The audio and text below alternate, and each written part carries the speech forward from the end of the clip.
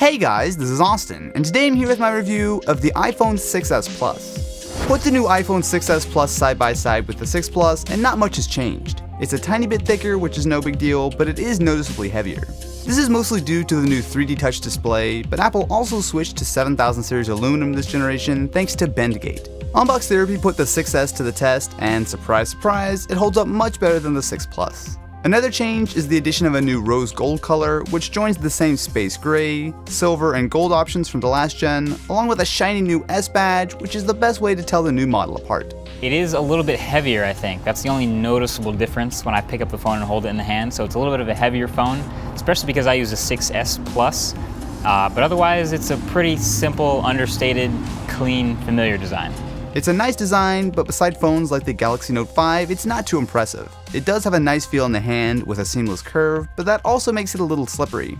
I dropped my 6 Plus a few times, and if anything, the extra heft makes the 6s Plus even easier to get away from you. With a 5.5-inch 1080p screen, the Plus dwarfs the normal 6s. If you're willing to give up some one-hand ability, you're getting a nice screen. It can't match the terrific AMOLED display on the Note 5, but it's got nice color, great viewing angles, and plenty of resolution. One of the big new features of the 6s is the addition of 3D Touch. I was a little bit on the gimmick train with 3D Touch at first, but the more I use it, the more I find myself liking it, especially when you get into apps like Instagram or Safari. Just being able to preview a link or a profile is something that I found really useful. Unlike a normal long press, this allows you to use varying levels of force to pull up different options. This is useful in a few places. 3D touch the side of the screen and you'll open the multitasking, and by 3D touching the keyboard, you'll pull up a cursor. The Touch ID fingerprint scanner has also seen improvements. It's now so fast that it's hard to get to your lock screen, but I guess I can live with such a horrible problem. iOS 9 is largely the same as on other iPhones, but it runs noticeably faster here, which leads me to one of the best features of the 6s, performance. On paper, the Apple A9 looks fairly tame with a dual-core 1.8 GHz processor paired with 2 GB of DDR4 memory, but this is one seriously fast phone. I went in depth in a video recently, which you guys can check out, but the 6s is approaching laptops when it comes to performance. You should have no problem playing any game out there for the foreseeable future. Performance-wise is what you would expect. It's snappy, it's quick, it handles whatever you throw at it. All this power means the 6s Plus does get a bit warm under gaming though. Nothing too crazy, but it's noticeable next to a phone like the Note 5.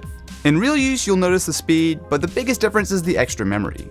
Older iPhones had to reload apps all the time, where the 6s does a far better job of keeping things in memory. Where Apple didn't improve is with storage. The base iPhone still comes with 16 gigs, which just isn't enough. It's almost like the base model purely exists to get people to spend the extra $100 to upgrade to 64 gigabytes.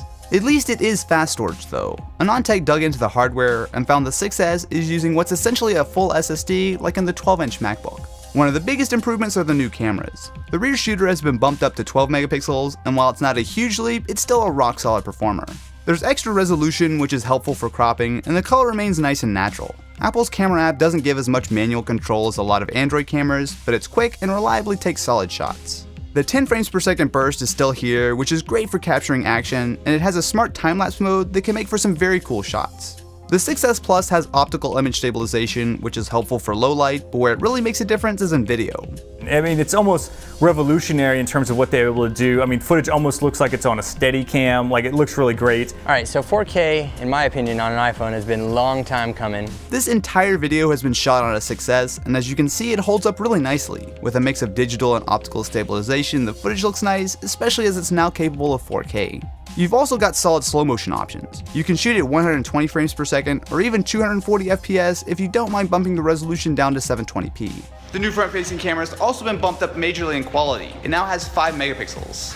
Paired with Apple's new Live Photos, which records a bit of video before and after you snap a picture, it's a solid upgrade. It's a far better looking camera than the last generation, and it can use the screen as a surprisingly usable flash. One of the biggest advantages of the 6s Plus over the normal 6s is battery life. There's just no comparison. Where I struggled to get through a full day of heavy use with the 6s, the Plus hasn't let me down yet. Even with using navigation and shooting 4K video, the 6s Plus holds up really well on the battery front.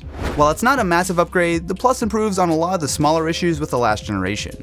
It might be pricey, but the iPhone 6s Plus has definitely earned its spot as my new daily driver.